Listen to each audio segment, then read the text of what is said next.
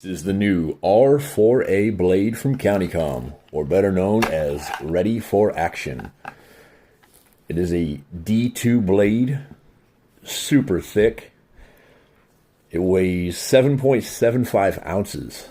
The blade is 3.65 inches.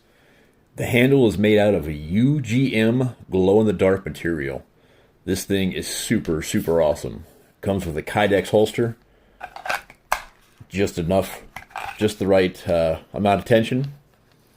They are all marked, serialized. This is number 407 out of 500. Again, this is the R4A Ready for Action from CountyComm. Full review coming soon.